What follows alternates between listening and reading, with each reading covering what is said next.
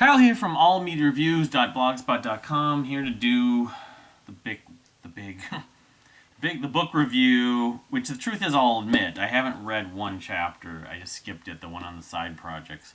The book review on the King's X: The Oral History, which I just, other than that, I finished it. And this came out in 2019. It was written / edited by Greg Prato, but King's X: The Oral History. I don't know if I've ever read an oral history book before.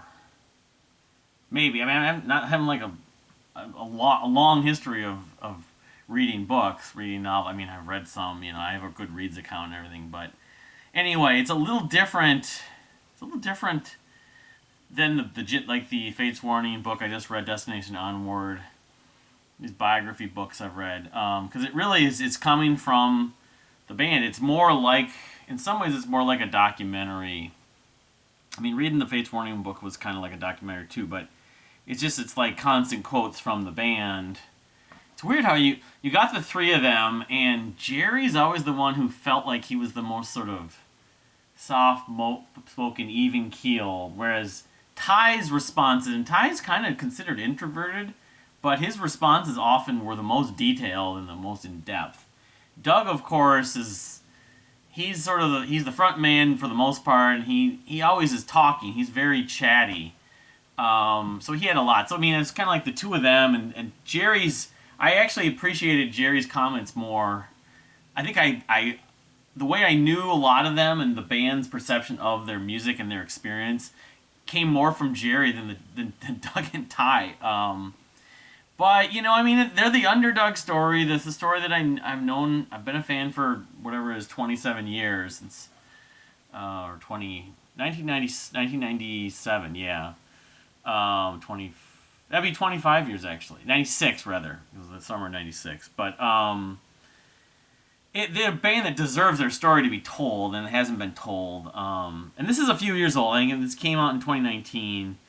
So I've had this book, and I just used to page through it. I think the sort of narrative, oral history kind of stuff is what kind of threw me off a little bit about it. It's like, well, this is just a bunch of quotes and stuff, and which it sort of is, but it isn't. It's still telling the story, and Greg Prato did a really good job of sort of taking all these responses, whether they be from emails, phone calls, or I don't know what other kind of interviews he might have done, and transcribed it. I mean, there's a few little little spelling, grammatical errors here and there, but it's like 98% really well edited, and in terms of the chronology.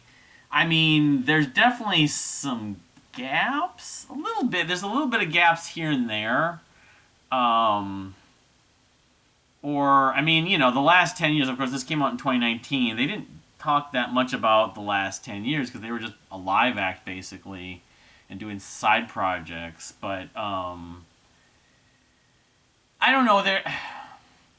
I would have figured there would have been a little bit more maybe about some of the relationships with bands. I don't even know if they talked about Doug singing on Falling Into Infinity.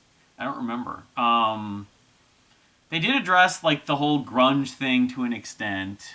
Not ad nauseum at one point when it was sort of the soapboxes for a lot of the fan bases on the message boards and email lists and stuff over the years that I've sort of, preaching to my choir, I've preached to the choir or whatever about them not inventing grunge, but never being given the credit from the masses knowing about them and knowing that that whole Mudhoney thing, actually Mudhoney don't think was mentioned in here either. I mean, they were from Texas. Those other bands were from Seattle. I mean, Stone Temple Pilots weren't really part of that. I mean, they worked sort of later, but they weren't from Seattle. But it wasn't, I think they were careful. There might have been some stuff taken out to not sort of be all angsty and, whiny and stuff about, yeah, we were around first and we influenced you and we never got the credit. But, it's better actually coming from a lot of these other musicians. Jeff Ament from Pearl Jam, Ray Luzier, he's from Korn, I think. I think he's from Korn. A lot of the members of Pantera, not Dimebag or Vinnie Paul, but Brown, Rex Brown, I think it is. I mean, I'm not a Pantera, so a lot of the names that they keep on quoting, I just kind of, assumed that they were one of those bands they knew. I mean, it's It's pretty thorough. So it's, when I started it about whatever 6, 7, 8 weeks ago, trying to remember some of the quotes early on with some of the producers. Mike Portnoy's in here, thankfully. I mean, actually, I would have gone for more, but Mike Portnoy's a fan. Yeah, obviously, he was largely probably a lot of his idea to have Doug Pinnick come and sing on Falling into Infinity. He was a fan. The King's X came on tour with them a few years later. Them and Santriani. But, I suppose, if he would have been like quote after quote after quote from Portnoy, he was more in the Fates Warning book, but, and John Mayung, of course, who's worked with Ty in both Platypus and the Jelly Jam, is in here a decent amount.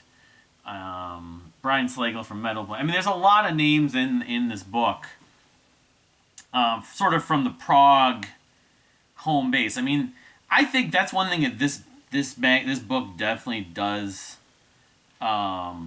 emphasize, or lack thereof, is that Bob Kulick, it's like they kind of were crossing worlds where you got put in a little bit with the grunge scene when it happened or afterwards, influenced it, but they came from like the sort of the metal and even a little bit of the hair metal scene. Kip Winger's in here. Kip Winger and Rod Morgenstein are in here a fair amount. Rod Morgenstein also plays, I believe, with Platypus and the Jelly Jam.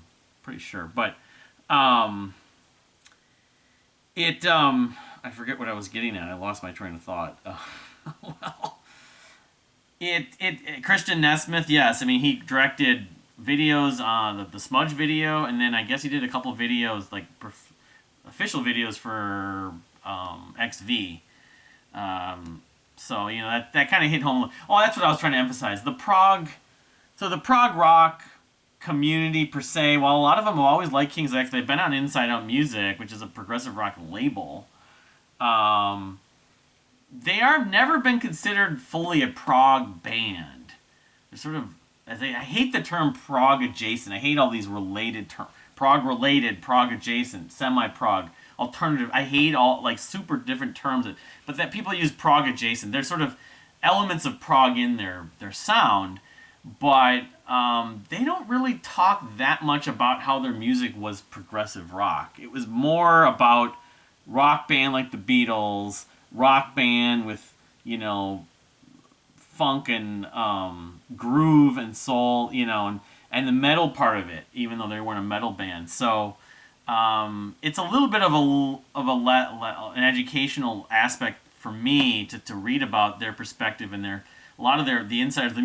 They're a musicians band. Nuno Bettencourt from Extreme was quoted a bunch of times. They're a musicians band. The people that hang out and go to the NAMM show. In that sense, it's related. It's very close to prog, but they didn't. They talked about Yes, but they didn't talk a lot about a lot of progressive rock bands in here. Not that much, and there weren't a lot of progressive rock musicians quoted in here about them, which is weird. So I don't know. Maybe that was Greg Prado's approach to this. I think maybe that was part of it. If this was written by, not so much Jeff Wagner, but say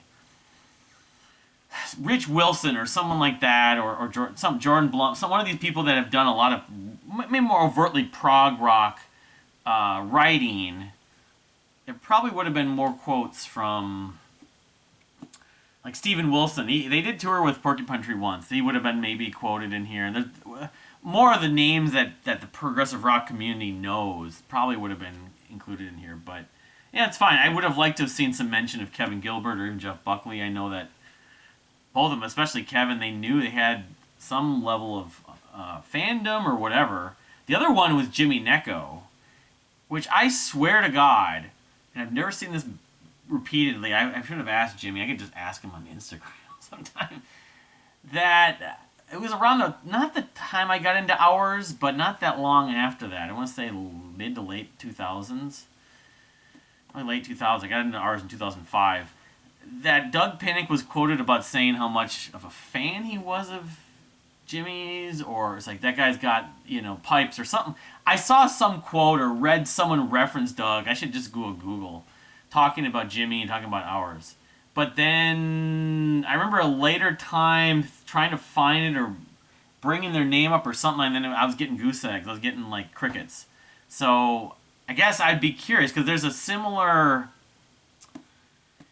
sort of blue collar, passionate approach that I could easily see both Doug appreciating Jimmy and Doug's. They talk about U2 a little bit in here, and Doug in the band, and they got compared to U2 a little bit. And I could see easily Jimmy appreciating Doug and the band. I'm not sure if Jimmy knows them. But I remember, I thought that was Doug was quoted about Jimmy. I was like, there's another one of my favorite bands who knows that someone else is who I love. But anyway, yeah, I mean, it wasn't lacking in people I know, or there was definitely, the story's pretty thorough. A lot of personal relationship stuff about Jerry's health, beyond even just we knew he had the 2 heart attacks. More detailed on what happened, how he met his now wife. Which I'm spacing on her name again. Not Michelle. Michelle is Ty's current partner, I believe. Julie. Of course, there's a song Julie off of XV. How he met Julie and Michelle. Both of them were just fans. I'm not in a position, but if I was like a fan of some female musician that I admired, there's a couple that come to mind a little bit. I was not married, I'd be in that position, but it's like a pipe dream. Oh, I'm going to hook up and marry and get, all my fancy of the band that I admire. I don't think either of them, Michelle and Julie, really thought about that. And then Doug's sort of personal life, which they don't go into that many details. A lot of the songs that were written were obviously inspired about some of his relationships, or, unfortunate lack of success of those relationships. And so he's been living alone.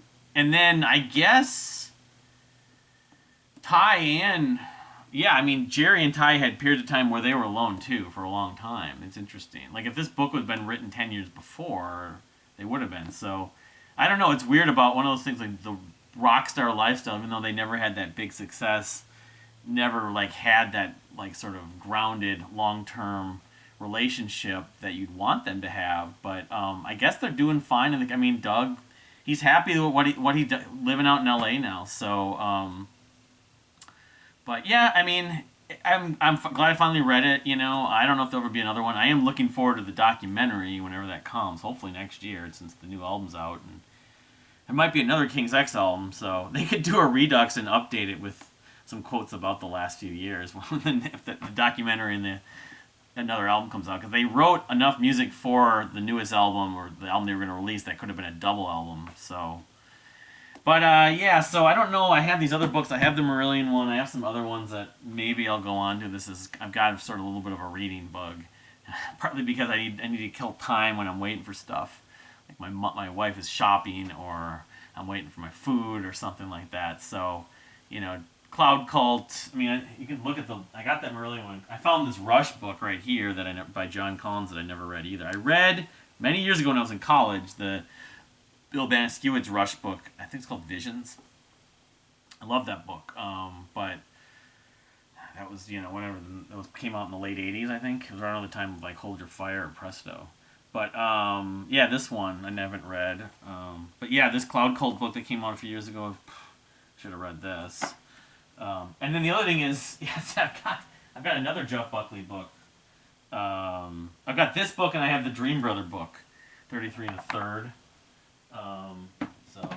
And I have a few others. I have a pink. It's like this collection of books that I just have never read. Dream Brother. I remember getting this at Half Price Books in Highland Park back in the mid 2000s, and right when I just discovered Jeff Buckley, there was another one, a photo book I didn't buy, but this is just not related. But I've always wanted to read this book, Snow Crash. It probably eventually will be adapted in Hollywood, but this will probably be better. So, yeah, I have. And I was going to mention the Steven Wilson. Yeah, I have Pink Floyd and this book from Charlie Kaufman. I'm a huge Charlie Kaufman fan. It's not music, rock music or anything like that. But there's a movie that's coming out with. I just posted on social media the other day. With Rebel Wilson and Charlotte Gainsbourg.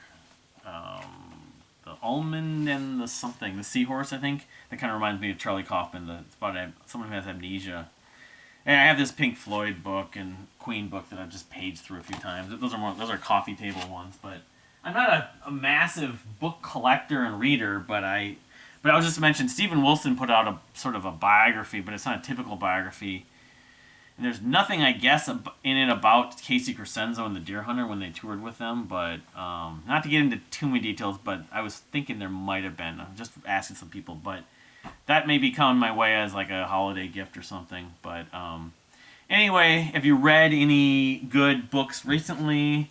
What, I'd love to hear about them. Any specifically rock, doesn't necessarily have to be about rock biographies, rock music biographies, but if you read this book, and what's your take on it? Greg Prato, and he's got a long list of credits, and he's been a journalist for many, like Rolling Stone and Classic Rock Magazine, Vintage Guitar, Howard Stern. He worked with Eddie Trunk. I don't know. I should see what he's on social media maybe. Yeah, he's got a long list of credits, so this is hardly his first book, but yeah, the one book that I'd like to get. I mean, Lorenzo did a book on Kevin Gilbert would be like my dream book, except at the same time I would worry that there would be all these Kevin Gilbert fans that would say, this is wrong, you get these facts wrong. It's so easy to do that. But a few other house-cleaning items that have just come up. Of course, they got albums of the year, end of the year. I'm revisiting a lot of stuff. I just saw Ray Alder's new solo album is done. He just got to figure out when it's going to come out. He'll be giving details about that. Ray Alder, Fates Warning singer, and also vocalist of A to Z this past year, 2022. I didn't mention the fact that Peter Gabriel announced he's going on tour, and I/O. Presumably the album's going to be coming out because the songs are going to be played live. They're rehearsing for it, but there's no American dates. That's sort of, he's on bucket list. I never saw him. The story goes with him is that he did come here the one time he did come here. Never came here with Genesis, never came here solo until 2002. And it was the same night I was seeing Pain and Salvation at the Prague Power USA Festival. And I already bought tickets and everything before that date was announced. I guess he had technical problems at the show, but he felt really bad about it. It's like, I'm going to come back here and, give you guys your money, what my friend John had mentioned. But let's hope he does come back. I mean, whatever I can afford, but I'll be making a little bit of an exception if, the price is a little higher, just to be able to see him. A little like Stevie Wonder, maybe. When we saw Stevie Wonder back in 2015, the tickets were not cheap, but I've always wanted to see Peter Gabriel. But and hopefully we'll be getting I/O sometime in 2023, likely. Kimbra, I didn't even mention a week and a half ago, also announced. I bought tickets for the tour. I think I announced it's coming in February, but her new album, A Reckoning, is coming out in late January, January 27th, and the rest of the year, there's only one album. The Dirt Poor Robins album is on my radar that I know about, but now we're starting to get a lot of releases that are going to come out for 2023. Well, not a lot, but they're starting to, there's assumptions, and there's a few releases already confirmed. Kimbra has already just mentioned, but, there's more on Police. That one likely is coming out because I already have a title and more details about it. Paul Meany of Mute Math. I'm really excited for that. The samples, the little trailers sound very Mute Math-like. Go figure. Giant Sky, who had that debut album, which I'd like to buy on vinyl.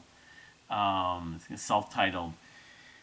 It's a related project to the band Soup. Less post-rock, more prog or art rock. But yeah, that one. The Deer Hunter, if we get this album, it's called Sunya. I don't know, it's been very little. I haven't even got my Antimite yet still. I'm waiting on that, but that's a big deal. Capital Cities have been posting on Instagram a lot recently that the album is basically done, so we'll finally get a new Capital City. So those are the stuff that's confirmed. They got Never Ending White Lights and Pepe Deluxe and Polyphonic Spree. And actually, again, we bring up Dredge's name. The Dredge album does come because they've been talking about how, part of this whole process of releasing the El Cielo vinyl that they just pre-ordered was also because there's better chance they're going to move forward finally with the new music, but again, you believe it when you see it. So anyway, thank you for watching. Please subscribe if you haven't subscribed, and we'll see you next time.